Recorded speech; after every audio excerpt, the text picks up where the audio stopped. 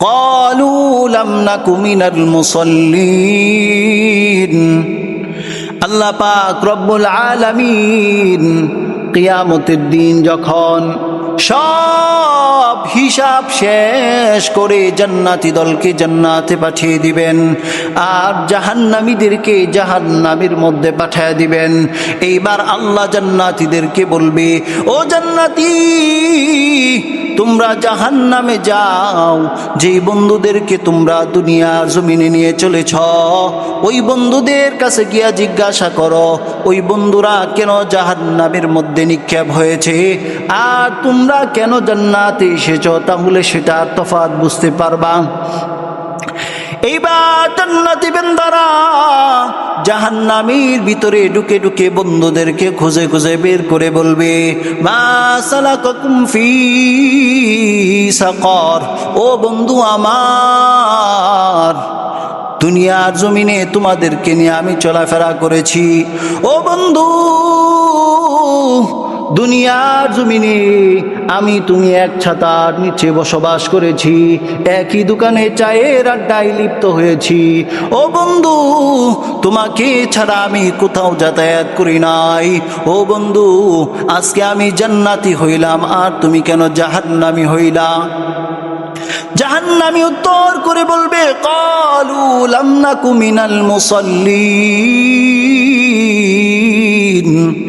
ওই জাহান্নামী ব্যক্তি ডাক দিয়া বলবে, ও বন্ধু আমার, দুনিয়ার জমিনে আমিও তোমার সাথে চলাফেরা করেছি গো, তোমার সাথে একসাথে ওঠা বসা করেছি, একই প্লেটে খাবার খেয়েছি। তুমি জান্নাতি হয়েছ, কিন্তু আমি জাহান্নামী হয়েছি। এটার কারণ হলো, তুমি যখন আজান শুনেছ তখন তুমি মসজিদে গিয়েছ, যখন তুমি আজান শুনেছ আমাদের আড্ডা ফেলে রেখে তুমি মসজিদে নামাজের জন্য চলে গেছ। যখন তুমি আজান শুনেছ দোকানপাট বন্ধ করে তুমি রবের ডাকে সাড়া দেওয়ার জন্য হাজির হয়েছ। ও বন্ধু, কিন্তু আমি ওই নামাজের মধ্যে যাই নাই, মুয়াজ্জিনের ডাকে সাড়া দেই নাই, রবের ডাকে সাড়া দেই নাই, এই জন্য আজকে আমি জাহান্নামী হয়েছি।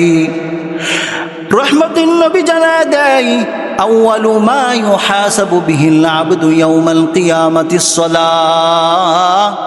কিয়ামতের দিন রব্বে কারীম বান্দাদের থেকে সর্বপ্রথম যেই হিসাবটা নেবেন, ওই হিসাবটাই হলো নামাজ। मैं सूरत यूसुफ को नहीं चाहने वाला,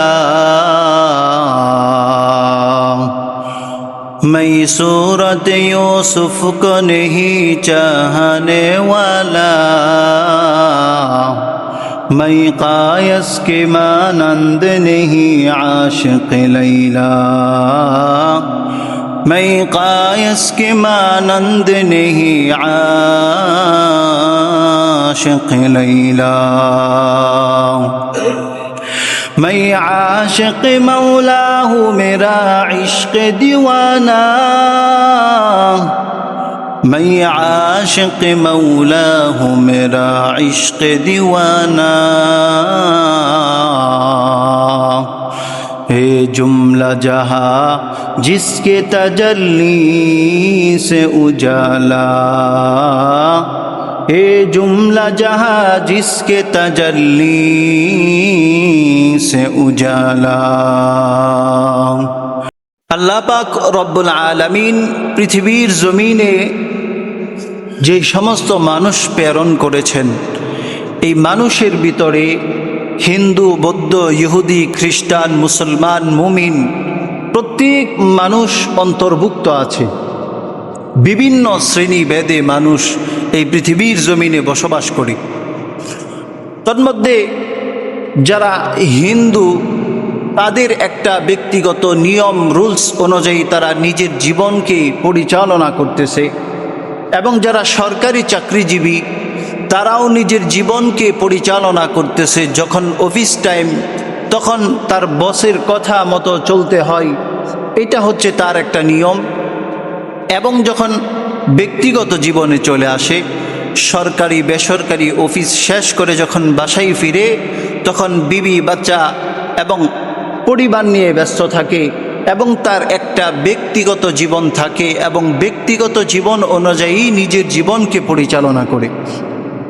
তো অনুরূপভাবে আল্লাহ পাক রব্বুল আলামিন পৃথিবীর জমিনে প্রত্যেকটা মানুষের জন্য একটা রুলস রেখেছেন, একটা নিয়ম রেখেছেন।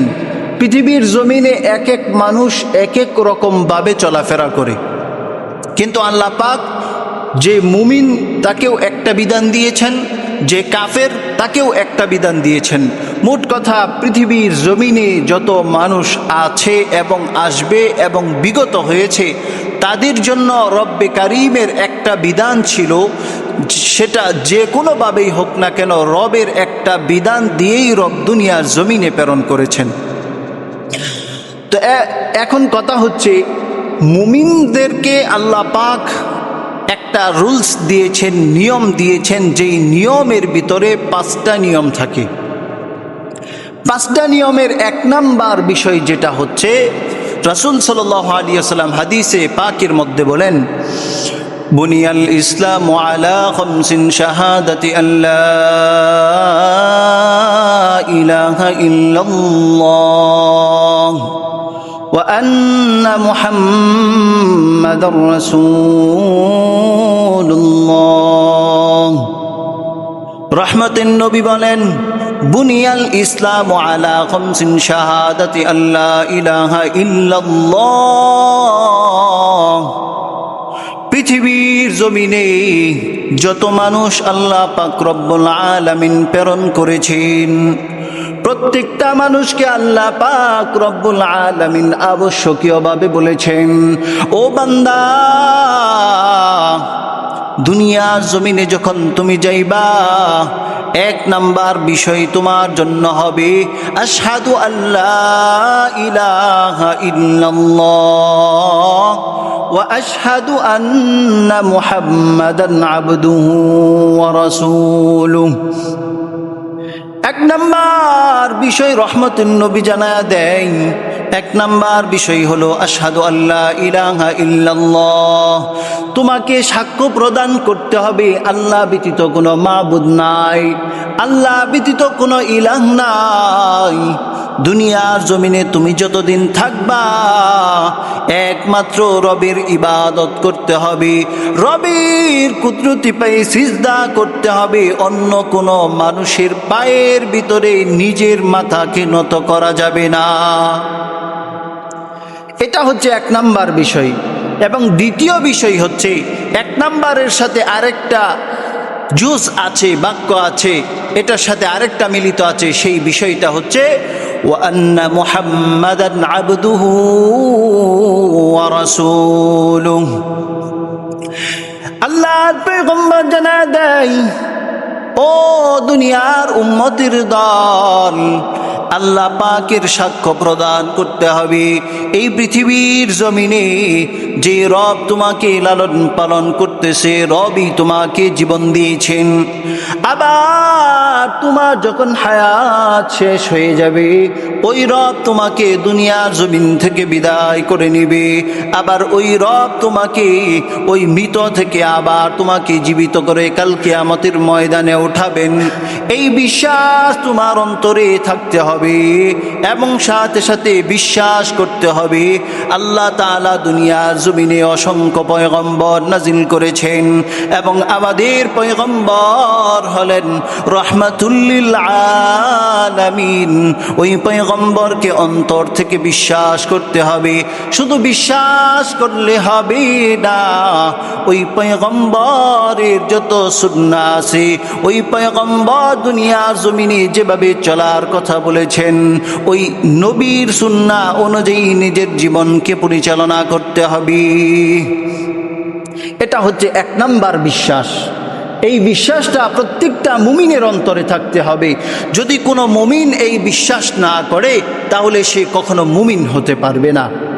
আর যদি বান্দা বিশ্বাস করে এবং এই কথার উপর অটল থাকে, নিজেকে অবিচল রাখে যে আল্লাহ পাকই আমার রিজিকের মালিক, রব্বে কারিমই আমাকে লালন পালন করতেছেন, এই বিশ্বাস, এই ওয়াদা, এই ইয়াকিন যে বান্দা নিজের দিলের মধ্যে বসাইবে, আল্লাহ তাআলার কোরআনে বর্ণিত সুবিশাল জান্নাত ওই মুমিন বান্দাদের জন্যই থাকবে। সুবহানাল্লাহ। যেই বান্দারা আল্লাহ পাকের বিশ্বাস অন্তরের মধ্যে বসাইবে না, রবকে রব বলে স্বীকার করবে না, যেই সমস্ত বান্দারা এই কাজগুলা করবে, আল্লাহ তাআলা কোরআনে বর্ণনা করেছেন যে আমি জাহান্নামও বানাইছি ওই সমস্ত কাফের মুমিনদের জন্য আল্লাহ তাআলা জাহান্নাম বানাইছে।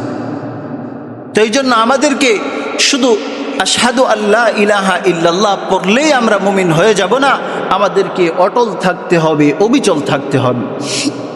তো মোহতারাম হাজিরিন, দ্বিতীয় যে বিষয়টা, সেই বিষয়টা অত্যন্ত গুরুত্বপূর্ণ এবং যেই বিষয় ছাড়া যখন কোনো ব্যক্তি মুমিন হয়, ওই মুমিন হওয়ার পর ওই বান্দা যদি এই বিষয়টার উপর আমল না করে, তাহলে বিভিন্ন হাদিসে বলা হয়েছে ঈমান আনয়ন করেছি বটে, কিন্তু এই আমল না করার কারণে সে অনেক সময় কাফের হয়ে যায়, নিজেও বুঝতে পারে না। 2 নাম্বার বিষয় হলো ইকামিস সালাত। রহমতের নবী জানায়া দেয়, ও উম্মতের দল, দুনিয়ার জমিনে যখন তোমরা যাইবা, দুনিয়ার জমিনে যাওয়ার পর ঈমান আনয়ন করার সাথে সাথে তোমার উপর নামাজ পড়া ফরজ হয়ে যাবে। ও বান্দা, তুমি যদি দুনিয়ার জমিনে নামাজ আদায় না করো, তাহলে আল্লাহ পাকের বর্ণিত জাহান্নামে তোমাকে নিক্ষেপ্ত করা হবে। শুধু তাই নয়, এই নামাজ দুনিয়ার সাধারণ কোনো ইবাদত নয়, এই নামাজ দুনিয়ার সাধারণ কোনো আমল নয়। সহজ হয়ে যাবে আজ এই বান্দার নামাজ সহি হবে না, ঠিক হবে না, ওই বান্দার দাবগুলা আস্তে আস্তে কঠিন হয়ে যাবে। পৃথিবীর ইতিহাসের মধ্যে যাদের নাম স্বর্ণাক্ষরে লিখা আছে, তাদের নাম হলো সাহাবায়ে কেরাম। ওই সাহাবায়ে কেরামরা নিজেদেরকে কেমন ভাবে জীবনযাপন করাইছেন দুনিয়ার জমিনে। আজকে আপনি আমি যে পরিমাণ খাবার খাওয়া নিয়ে ব্যস্ত, যে পরিমাণ রিজিক আমাদের কপালে আসে, কিন্তু তাদেরকে আল্লাহ পাক এত রিজিক দেন নাই, সংক্ষিপ্ত রিজিক দিয়েছেন। এরপরও তাদের ইবাদত আমাদের ইবাদত থেকে কোটি কোটি গুণ বেশি হবে। ওই সাহাবায়ে কেরাম যখন নামাজের মধ্যে দাঁড়াইতেন, নামাজের মধ্যে দাঁড়াইয়া যখন আল্লাহু আকবার তাকবীরে তাহরিমা দিয়া নামাজ আরম্ভ করতেন, সূরা ফাতিহা শেষ করে যখন কোরআন শরীফ তিলাওয়াত করতে থাকতেন, রবির কোরআনের ভিতরে এত মজা, ওই সাহাবায়ে কেরাম চিন্তা করে না এখনই সিজদা করব না, এখনই রুকু করব না, আর একটু তিলাওয়াত করি, রবের সাথে আর একটু কথা বলি, আর একটু কথা বলি, এরপরে সিজদা করব, এরপরে রুকু করব। বিভিন্ন ইতিহাসের পাতায় দেখা যায় 1 রাকাত পড়তে পড়তে ফজরের আজান হয়ে গেছে। অতিও গভীর হয় রজনী যখন, প্রভুর গুণগান জপিও তখন, প্রভুর করুণা যদি পাইবারে চাও, গভীর রাতে উঠে প্রভুর গুণগান গাও।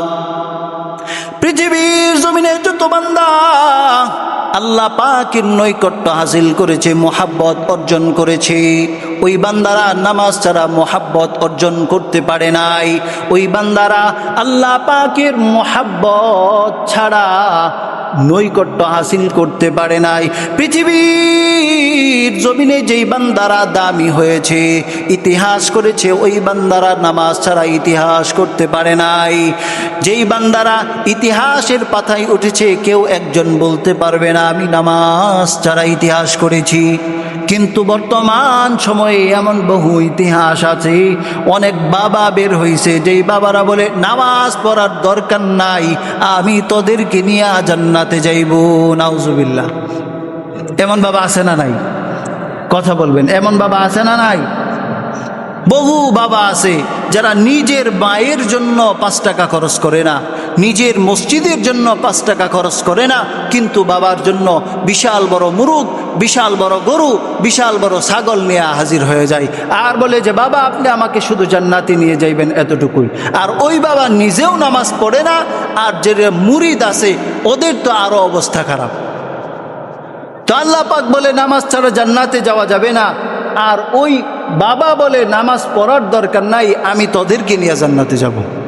তো এই সমস্ত ভিত্তিহীন কথা এবং ওই সমস্ত ফিতনাবাজদের সাথে আমরা কখনো জড়িত হব না এবং তাদের সাথে আমরা কখনো চলাফেরাও করব না।